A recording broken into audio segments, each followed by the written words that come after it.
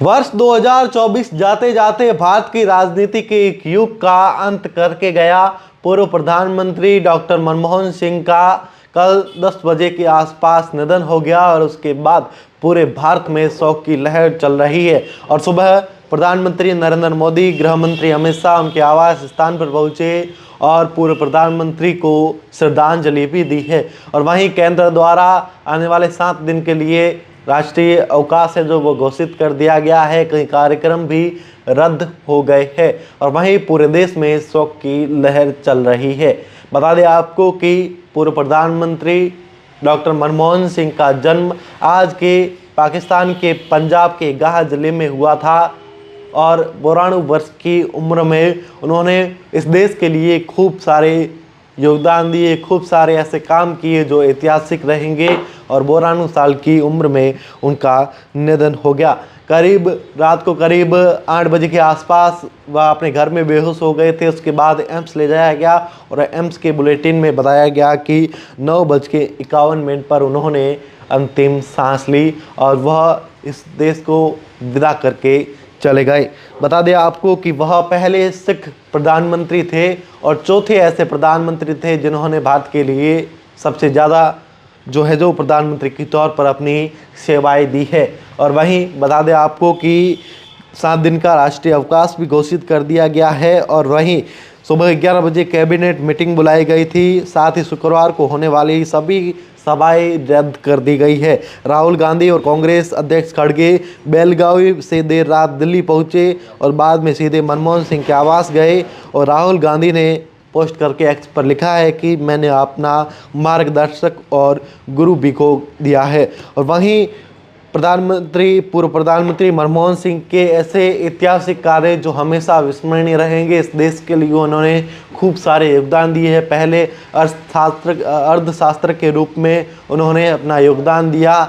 बाद में वह भारतीय रिजर्व बैंक के गवर्नर भी रहे और वित्त मंत्री के तौर पर भी उन्होंने पद संभाला। और 2004 से 2014 तक उन्होंने प्रधानमंत्री पद संभाला और देश के लिए अविस्मरणीय योगदान दिया। और उसमें से ऐतिहासिक ऐसे काम जो हमेशा याद रहेंगे, वैश्वीकरण और उदारीकरण 1991 में, जून 1991 में उन्होंने यह योजना लागू की। और सूचना का अधिकार आरटीआई जो लागू की जून 2005 में उन्होंने लागू की।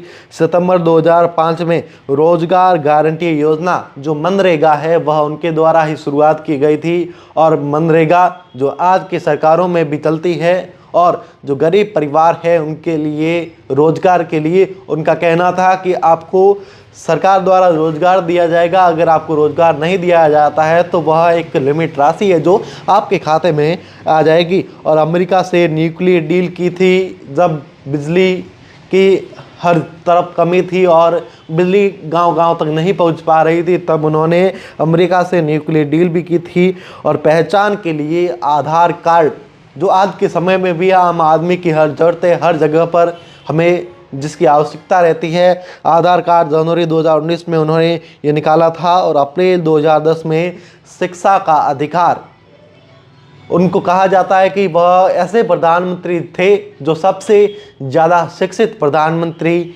थे। मनमोहन सिंह जो गवर्नर भी रहे, अर्थशास्त्री भी रहे, वित्त मंत्री भी रहे और प्रधानमंत्री पद के तौर पर 2 बार यानी 10 साल तक अपनी सेवाएं भी दी है। और वहीं प्रधानमंत्री नरेंद्र मोदी ने ट्वीट करते हुए भी लिखा है, श्रद्धांजलि दी है। प्रधानमंत्री नरेंद्र मोदी ने लिखा है, डॉक्टर मनमोहन सिंह साधारण पृष्ठभूमि से उठकर वे एक प्रतिष्ठित अर्थशास्त्री बने। उन्होंने वित्त मंत्री समेत कई पदों पर काम किया है।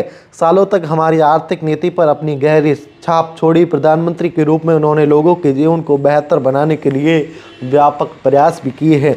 और वहीं अमित शाह ने लिखा है, भारतीय रिजर्व बैंक के गवर्नर से लेकर देश के वित्त और प्रधानमंत्री के रूप में डॉक्टर मनमोहन सिंह जी ने देश के शासन व्यवस्था के लिए महत्वपूर्ण भूमिका निभाई है। वहीं मल्लिकार्जुन खड़गे कांग्रेस अध्यक्ष ने लिखा है कि डॉक्टर मनमोहन सिंह जी इतिहास निसंदेह आपकी विनम्रता और याद रखेगा। देश ने विजनरी स्टेटमेंट और दिग्गज अर्थशास्त्री खो दिया। उन्होंने करोड़ों भारतीयों को जिंदगी बदली और मिडिल क्लास का निर्माण किया।